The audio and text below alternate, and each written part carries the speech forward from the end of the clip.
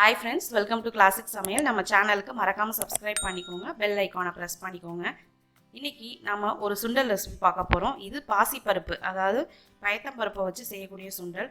இது ரொம்ப ஹெல்த்தியான, டேஸ்டியான ஸ்நாக் ரெசிபி. இதுக்கு தேவையான பொருட்களை இப்போ நாம பார்க்கலாம்.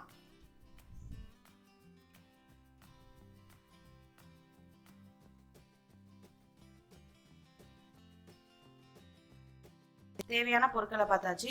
இப்போது நான் ஒரு 150 கிராம் பாசிப்பருப்பு எடுத்துருக்கேன். அதை நான் ஒரு பவுலில் சேர்த்து 30லேருந்து 45 நிமிஷம் வரைக்கும் ஊற வைக்க போகிறேன். மேக்ஸிமம் 1 hour வரைக்கும் ஊற வச்சுக்கலாம் நீங்கள். இப்போது இது ஒரு 45 நிமிஷம் ஊறட்டும். 45 நிமிஷத்துக்கு அப்புறம் பார்த்தீங்கன்னா நம்ம பாசிப்பருப்பு நல்லா ஊறி வந்திருக்கு. ஸோ இந்த தண்ணியெல்லாம் வடிச்சிட்டு இந்த பாசிப்பருப்பை அப்படியே எடுத்து தனியாக வச்சுக்கிறேன். இது அப்படியே இருக்கட்டும். இப்போது ஒரு பேனில் கொஞ்சமாக எண்ணெய் சேர்த்துக்கோங்க.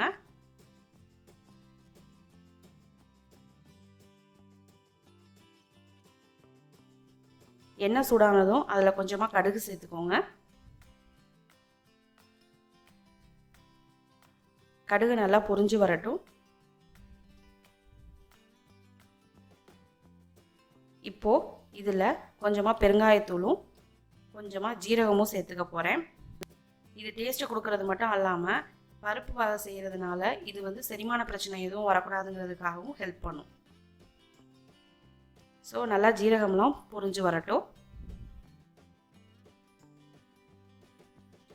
இப்போது அதில் கருவேப்பிலையும் காரத்துக்கு ஏற்ற மாதிரி பச்சை மிளகாயும் சேர்த்துக்கோங்க.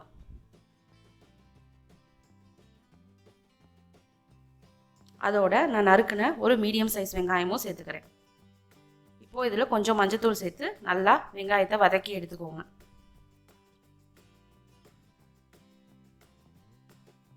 நீங்கள் இமீடியேட்டாக சுண்டல் செய்யணும்னு நினச்சிங்கன்னா இதை செய்யலாம். ஏன்னா இது ஊறுறது கரெக்டாக 30 to 35 minutes தான் ஆகும். செய்கிறதுக்கும் ஒரு 15 நிமிஷம் தான் ஆகும். அதனால் ரொம்ப ஈஸியான ரெசிபி. இப்போது இதில் நான் ஊற வச்ச பாசிப்பருப்பு சேர்க்குறேன். அதோட தேவையான அளவு உப்பு சேர்த்து இதை நல்லா கலந்து விட்டுக்கோங்க. இப்போது இந்த பாசிப்பருப்பை நம்ம டைரெக்டாக இந்த பேனில் சேர்த்து தான் வேக விட போகிறோம். நீங்கள் இதே குக்கரில் சேர்த்து செஞ்சிங்கன்னா பாசிப்பருப்பு ஒரு விசிலே குழஞ்சிருங்க. அதனால் அந்த மெத்தட் வேணாம். இது உதிரியாக நல்லா சுண்டல் பக்குவத்துக்கு இருக்கும் இப்படி செஞ்சிங்கன்னா. இப்போது இதில் கொஞ்சமாக தண்ணி தெளித்து இதை மூடி ஒரு 5லேருந்து 10 நிமிஷத்துக்கு மீடியம் ஃப்ளேமில் வச்சு விட்டுடுறோம். நீங்கள் இந்த மாதிரி பண்ணாலே பாசிப்பருப்பு சீக்கிரம் வெந்துடும். ஸோ ப்ரெஷர் குக் பண்ணாதீங்க. இதை 5 நிமிஷத்துக்கு அப்புறமா ஓப்பன் பண்ணி லேசாக கிளறி விட்டுக்கிறேன். ஏன்னா அப்படியே விட்டிங்கன்னா பாசிப்பருப்பு சீக்கிரம் அடி பிடிச்சிடும். அதனால தான்.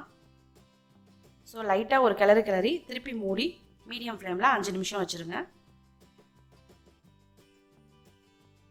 இப்போ 5 நிமிஷத்துக்கு அப்புறமா ஓப்பன் பண்ணி பாருங்கள் தண்ணியெல்லாம் ஓரளவு சுண்டி கரெக்டான பக்குவத்தில் நம்ம சுண்டல் வந்திருக்கு.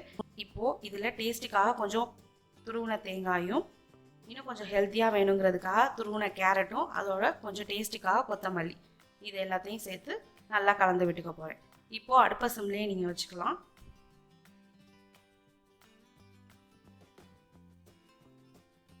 இப்போது இதை லோ ஃப்ளேமில் அப்படியே வச்சுருங்க ஒரு 2 நிமிஷத்துக்கு. இதில் எக்ஸ்ட்ரா தண்ணி இன்னி இருந்தால் ஃபுல்லாக போயிடும். கரெக்டாக சுண்டல் பக்குவத்துக்கு வந்துடும் ட்ரையாக.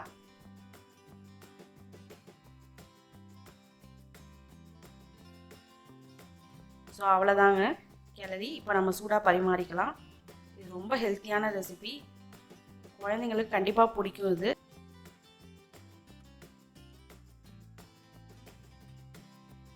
இதை நீங்கள் ஈவினிங் காஃபி டீ குடிக்கும்போது ஒரு ஸ்நாக் ரெசிபியாக வச்சு சாப்பிடுங்க. ரொம்ப ஹெல்த்தியானது.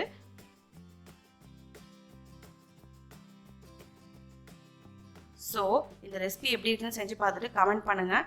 மறக்காமல் நம்ம சேனலுக்கு சப்ஸ்கிரைப் பண்ணிடுங்க.